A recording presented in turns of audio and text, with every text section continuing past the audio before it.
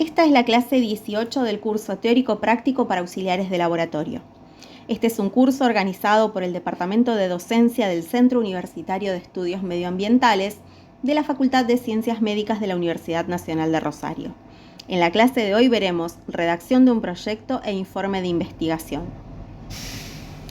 La investigación científica puede definirse como un proceso, vale decir que consta de determinados pasos interrelacionados que van a obtener como fin último confirmar o rechazar la hipótesis que nosotros nos planteamos al iniciar nuestro trabajo. ¿Y cuáles son esos pasos interrelacionados? Son varios, pero los podemos agrupar en tres: planificación, ejecución y divulgación. Planificación se entiende por todo aquello que nosotros deseamos realizar y cómo lo vamos a organizar, cómo lo vamos a bosquejar para poder llevarlo a cabo. La ejecución, como su nombre lo indica, es realizar todo aquello que nosotros hemos planificado y luego de obtener resultados los vamos a comentar para que formen parte del conocimiento científico y se popularice, que todo el mundo tenga acceso a esa información que nosotros obtuvimos con nuestro trabajo. Y estos resultados que nosotros obtuvimos tienen que ser comparables y reproducibles. Vale decir que cualquier persona tiene que poder realizar el mismo experimento que nosotros hicimos y va a obtener resultados semejantes. Ahora bien, ¿cómo empezamos esto de la planificación? Generalmente surge por una duda, por una necesidad o por una inquietud. Algo que nosotros observamos que no tiene respuesta conocida hasta el momento, y entonces nosotros vamos a empezar a trabajar para intentar explicar ese fenómeno. A partir de allí se plantea una hipótesis. Esa hipótesis, al finalizar nuestro trabajo, va a poder ser refutada o confirmada dependiendo de los resultados que nosotros hallemos. Y a partir de esta hipótesis también vamos a plantear nuestro plan de acción. Vale decir, qué vamos a hacer, cómo lo vamos a llevar a cabo, dónde, cuándo, y pueden surgir a lo largo del proceso otras preguntas a respondernos. Es fundamental para toda investigación seleccionar un tema. Y ese tema va a surgir de alguna observación que nosotros hagamos. Y de esa observación va a surgir un tema macro, un gran tema. Yo quiero estudiar los contaminantes del agua, por ejemplo. Sin embargo, dicho así, es muy difícil de llevarlo a cabo por la magnitud de ese tema. Entonces lo vamos a delimitar, vamos a buscar ponerle límites, acotarlo de alguna forma que nos permita realizarlo, que nos permita poder obtener esa investigación. Por ejemplo, si nosotros queremos seleccionar como tema concentración de sustancias en agua, no va a ser un tema que sea viable, a menos que tengamos un gran equipo de trabajo y muchas posibilidades. Es un tema que seguramente no vamos a poder realizar. Sin embargo, si ese tema yo lo delimito y digo que quiero estudiar la concentración de arsénico en agua de red de la ciudad de Rosario durante el año 2023, vemos que es un tema bastante más acotado, bastante más delimitado, y de esa manera sí lo voy a poder llevar a cabo con mayor facilidad. Bien, tenemos que identificar un problema.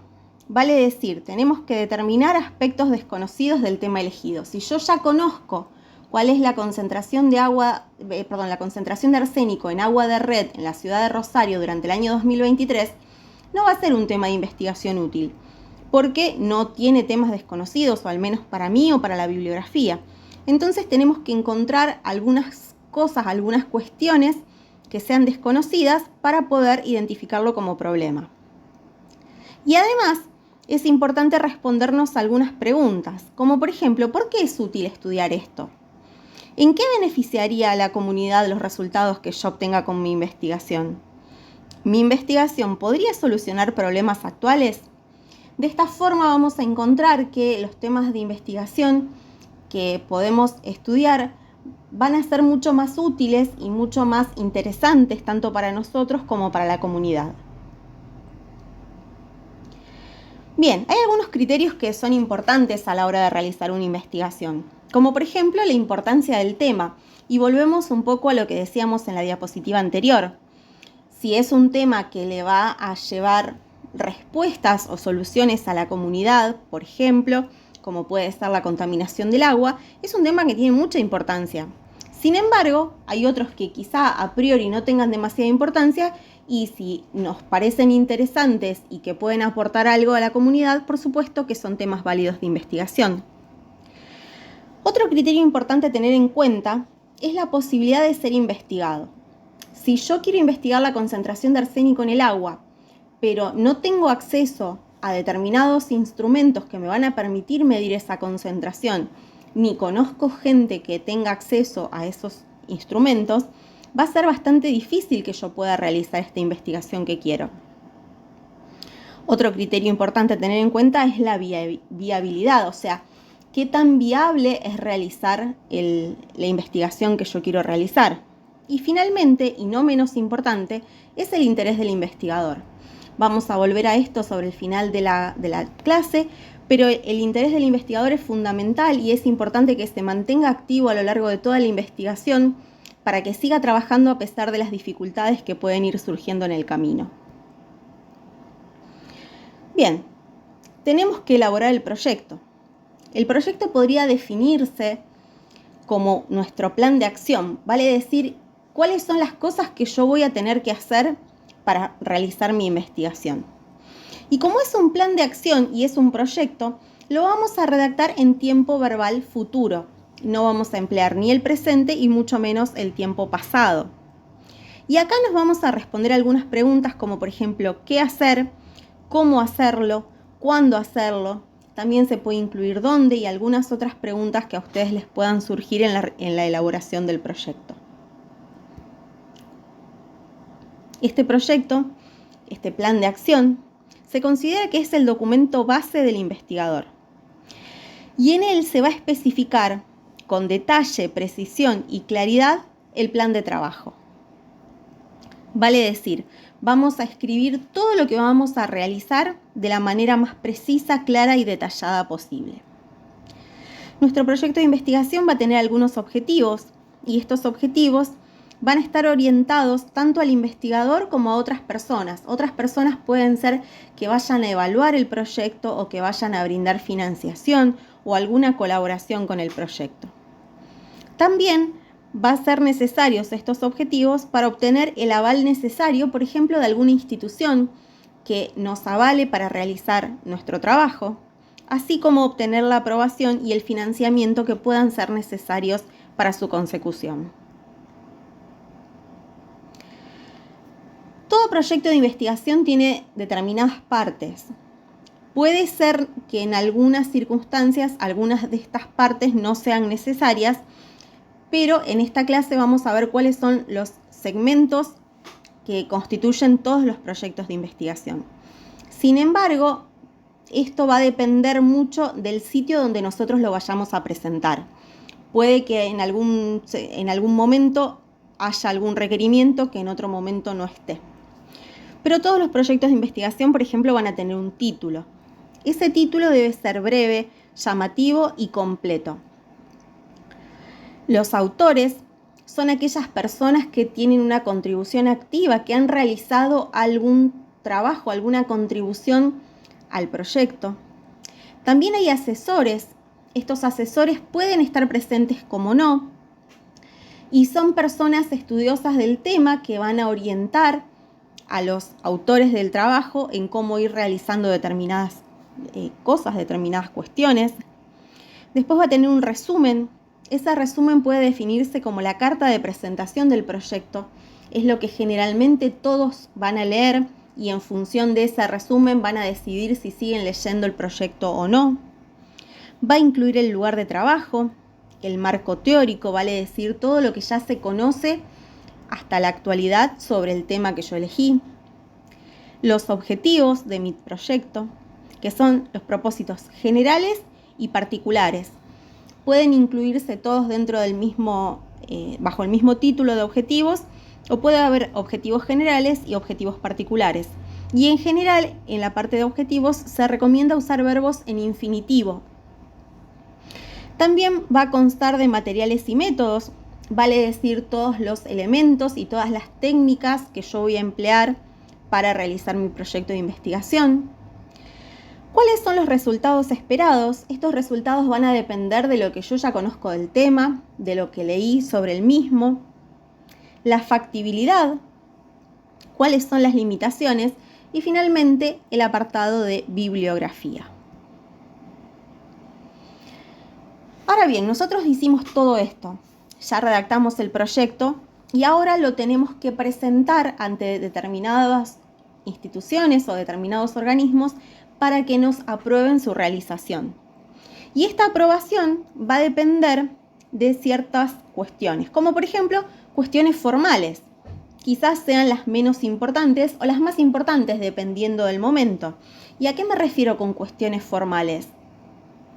Por ejemplo, que esté redactado de forma correcta, que cumpla con la tipografía, el tamaño, la justificación de los caracteres en la presentación del proyecto, que estén todos los títulos que ese sitio me pide. Por ejemplo, si yo me olvidé de poner asesores y este organismo pide que haya asesores, seguramente me van a rechazar el proyecto o me van a pedir que lo corrija porque no cumplo con esas cuestiones formales. A su vez, hay dos comités, uno de ética o de bioética y un comité de bioseguridad, que van a tener que aprobarlo, y para aprobarlos estos comités están formados por personas que van a evaluar el proyecto y van a fijarse que lo que yo haga sea ético y sea seguro, y en general son comités formados por diferentes personas con diferentes saberes. Por ejemplo, hay médicos, hay abogados, hay religiosos, hay personas de la comunidad. Y finalmente, para aprobar un proyecto se van a fijar si su realización tiene una justificación lógica, si tiene una justificación cierta. Si todo esto se cumple, el proyecto va a ser aprobado. Si no es aprobado, nos pueden pedir que lo modifiquemos o directamente lo puedan rechazar. Pero vamos a suponer que lo aprueban.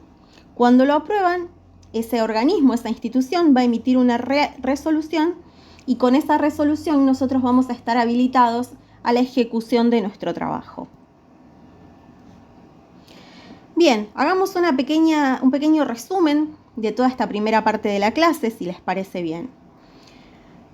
En esta primera clase respondimos algunas preguntas de qué pretendemos investigar, cuáles son los objetivos de nuestra investigación, cuál es la importancia del tema en cuestión, cuáles son las partes principales del problema y de qué manera nos proponemos realizar el trabajo.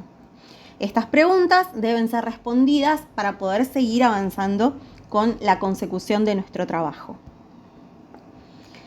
Veamos ahora, pensemos que nosotros ya presentamos nuestro proyecto, que fue aprobado, que nosotros realizamos todas las pruebas que necesitábamos, hicimos la parte de ejecución, de experimentación y obtenemos resultados. Ahora tenemos que escribir qué es lo que nosotros hicimos. Pero primero vamos a hacer un pequeño recordatorio de lo que vimos al principio de la clase. Primero nosotros diseñamos un plan de trabajo, vale decir, escribimos el proyecto de investigación. Después lo ejecutamos, vale decir, hicimos la experimentación. Y finalmente analizamos los resultados para generar nuevo conocimiento. Y a esta parte la podríamos llamar conclusión. Y tenemos que hacer la divulgación. ¿Por qué tenemos que hacer la divulgación? Su realización es obligatoria para que se constituya el conocimiento científico. De nada sirve que yo investigue en el laboratorio donde yo trabajo, que obtenga un montón de resultados, pero queden anotados en un cuaderno ahí adentro y nadie lo lea, porque no tiene sentido, digamos, no cumple la función que debe cumplir la investigación científica. Y además, la divulgación contribuye a mejorar nuestro trabajo gracias a la crítica calificada. Por ejemplo, si nosotros presentamos nuestra investigación en un congreso de pares, seguramente vamos a obtener alguna crítica de nuestro trabajo y esa crítica nos va a ayudar a mejorar para poder ir perfeccionando lo que nosotros hacemos. Si bien existen diversas formas de divulgar, en lo que queda de la clase nos vamos a dedicar a la escritura de un artículo original. ¿Cuál es la finalidad de la escritura de un artículo original? Comunicar resultados, esos resultados que yo obtuve gracias a mi investigación. Y ese artículo original tiene que tener determinadas características. Las fundamentales son claridad y precisión. Y estas características se basan en determinadas destrezas y habilidades que se van aprendiendo con el devenir de los trabajos que uno va escribiendo, se va perfeccionando su manera de escribir. No tiene que ver con un don innato de la escritura, sino con ir escribiendo cada vez más y corrigiendo los errores que vamos realizando. Como es un trabajo ya realizado, como es algo que yo ya investigué, que ya experimenté, vamos a utilizar el tiempo verbal pasado. Así como en el proyecto hablábamos de tiempo futuro, acá vamos a hablar de tiempo pasado. ¿Y cuáles son las partes del artículo original? Parecidas a las del proyecto, sin embargo, no iguales. Va a tener un título, autores, un resumen, introducción, materiales y métodos, resultados, conclusiones y discusión, agradecimientos, conflictos de interés y finalmente bibliografía. Sin embargo, esto nuevamente va a tener que obedecer al reglamento del sitio donde nosotros lo vamos a publicar. Si nosotros lo presentamos en una determinada revista, cuando mandemos el trabajo seguramente nos van a mandar el reglamento o nosotros lo podemos pedir antes de mandar nuestro trabajo para poder adecuarlo y que nuestro trabajo no sea rechazado a priori por estas cuestiones formales de las que hablábamos antes. Veamos cada uno de estos ítems separados, desglosando un poquito cada uno de ellos. El título debe ser completo, conciso y claro. Dependiendo del sitio donde lo vamos a publicar, nos pueden pedir una determinada cantidad de palabras, pero generalmente se acepta que entre 15 y 25 palabras es una cantidad adecuada. En el título no conviene usar marcas, abreviaturas ni acrónimos y se debe evitar el sensacionalismo. En el uso del título es importante emplear sustantivos, vale decir, conviene decir evaluación de la concentración de arsénico y no evaluar la concentración de arsénico. Bien, seguimos con los autores. ¿Quiénes son autores de un trabajo? Aquellos que tengan responsabilidad intelectual sobre el mismo. Aquellos que hayan realizado trabajo activo en nuestra experimentación. O aquellos que hayan participado de manera activa en el análisis de los resultados. ¿En qué orden se deben escribir? Generalmente, según la magnitud de la contribución, ocupando el primer lugar el investigador principal y siendo el director quien ocupa el último lugar. De todas maneras, nuevamente, esto va a depender del reglamento del sitio donde nosotros lo publiquemos. Bien, a continuación sigue una breve reseña de nuestro trabajo, el resumen. Esta breve reseña se acepta que 250 palabras es una cantidad adecuada. Se escribe generalmente en idioma de origen y en inglés. Y resume la información fundamental de cada uno de los apartados. El objetivo fundamental es cautivar al lector. Y a partir de este resumen muchas veces se decide si se sigue leyendo el trabajo o no se lee más el trabajo. Por lo tanto, el cautivar al lector es un punto importante de nuestro resumen. En algunas publicaciones, en algunos sitios, nos van a pedir palabras clave. Esas palabras clave generalmente son entre 3 y 10 y consisten en los temas estudiados de mayor a menor importancia. Un dato importante es saber que existen páginas como por ejemplo Mesh, donde nosotros vamos a poder buscar si la palabra que nosotros queremos utilizar como palabra clave es una palabra apropiada o no. Bien, luego continúa la introducción. En la introducción vamos a escribir la parte teórica de la investigación. Vale decir todo lo que se sabe hasta el momento sobre nuestro tema de investigación. Vamos a informar sobre el problema general y vamos a contar el motivo por el cual se realiza esta investigación. El siguiente apartado es el de materiales y métodos. Aquí vamos a explicar cómo se hizo y vamos a especificar cuáles fueron los pasos, las técnicas y los instrumentos empleados. También vamos a incluir qué diseño metodológico se realizó, cuáles fueron los criterios de inclusión y exclusión del objeto de estudio. Por ejemplo, si nosotros vamos a trabajar con pacientes, podemos decir que los pacientes tienen que ser de determinada edad o de determinado peso, dependiendo cuál sea nuestro objeto de estudio, nuestro tema de estudio. Cuáles fueron las variables analizadas y cómo se seleccionaron las muestras estudiadas. A continuación siguen los resultados. Estos resultados son el fruto de nuestra investigación y en este sector se van a exponer solamente, no se van a interpretar, no se van a sacar conclusiones sobre esos resultados. Y un dato muy importante es que esos resultados no deben duplicarse. Los vamos a presentar de manera de tablas, de gráficas o incluidos dentro del texto, pero una sola vez. No vamos a poner una tabla, una gráfica y una redacción. Se deben mostrar de manera clara y breve. Es muy importante en muchos casos acudir a la estadística descriptiva, que nos va a dar una mano sin dudas muy importante con el análisis de los resultados. Y debemos publicar todos los resultados obtenidos. Aquellos que nos dieron bien, entre comillas, o lo que nosotros esperábamos que nos dé, y aquellos que no nos dieron como nosotros hubiésemos ansiado. Luego continúa el apartado de conclusión y discusión, que pueden estar juntos o separados. Y acá vamos a hacer la interpretación y los comentarios de los resultados en relación con los objetivos planteados. En este punto se confrontan los hallazgos del trabajo con otros trabajos relacionados que pueden haber sido realizados por nosotros o por otros investigadores. También se explican cuáles fueron las limitaciones del estudio que nosotros realizamos y, aunque no es excluyente, en este sector se prefiere el uso del tiempo verbal presente.